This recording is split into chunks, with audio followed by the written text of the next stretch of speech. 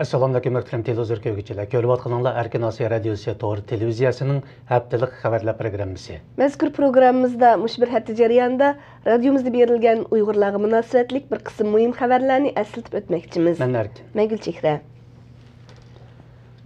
Dünya Uyghur Qurultayı raisi Rabia Qadiri xonimning Fransiyadagi faoliyati 22 fevral oxirlashdi.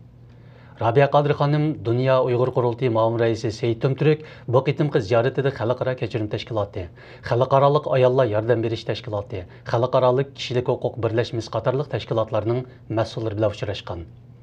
Ular yana fransiyalik siyosatchi, Uyg'urshunos va muxbirlar bilan uchrashib, Uyg'ur masalasi haqida suhbat o'tkazgan.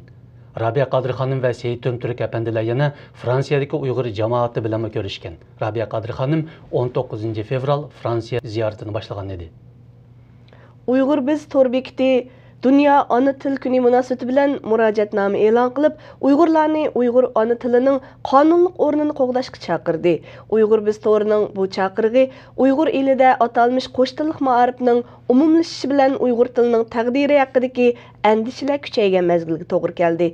Uyg'ur biz to'r bekiti murojaatnomasida barliq Uyg'urlarni ona tiliga ko'ngil bo'lib, ona tilini qanday qo'g'dash haqida bosh qatirishga da'vat qildi. Palavdagi Uyg'urlar masalasidan xabardor bir Amerika hukumat xodimi Adil Nurining yo'qolib ketmaganligini bildirgan.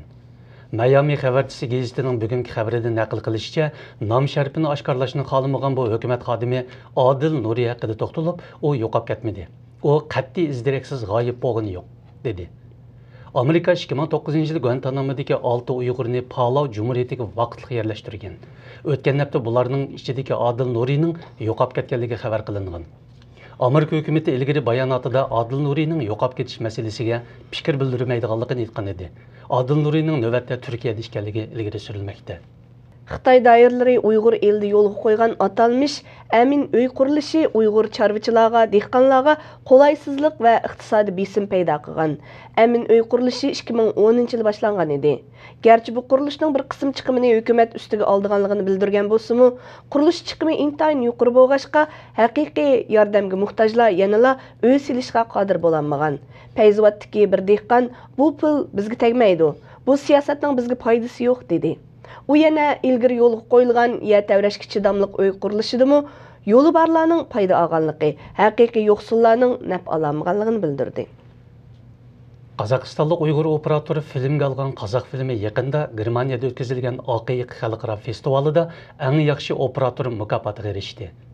200 ga yaqin film qatnashtirilgan bu festivalga Qozog'iston filmi ohangdoshlik savoqlari qo'yilgan. Baholug'uchilar mazkur filmning operatori Aziz Janbaqiyevning badiiy talantiga yuqori baho berib, uningga kumush ayiq mukofoti bergan. Ma'lumotlarga qaraganda bu bir Uyg'ur operatorining tunji qitim xalqaro kino festivalida yuqori bahoga erishgan. Urumchi Oqquvuq yer osti bozorida milliy axloqni tashabbus qilgan Uyg'ur yosh etib tashlangan. Radiomizga bu vaqtga kelgan uchurlarga qaraganda vaqa 21 fevral tushdan keyin soat 3 lar atrofida yuz bergan. Shu kuni 20 yoshlar atrofidagi bir Uyg'ur yigit ayollar kiyim elayotgan Uyg'ur qiz ayollarga milliy axloqqa uyg'un kiyim-kechaklarni setib olishga chaqiriq qilib vaziyatgan. Bu jarayonda uni to'sishga uringan 2 kishi yordam bo'lgan. Natijada Xitoy soqchilari bozorga bostirib kirib, yigitni o'qqa tutgan. U o'ng ko'ziga o'q tegib naq maydonda jon uzgan. Soqchilar yigitning jasadini suratga tortgandan keyin elib ketgan. Muhtaram televizor ko'ruvchilar, yuqorida Erkin Osiyo radiosi to'g'ri televiziyasining haftalik xabarlar programmasini ko'rdinglar. Kelar hafta ko'rishguncha omon bo'lgaysizlar. Xayr xo'sh. Xayr xo'sh.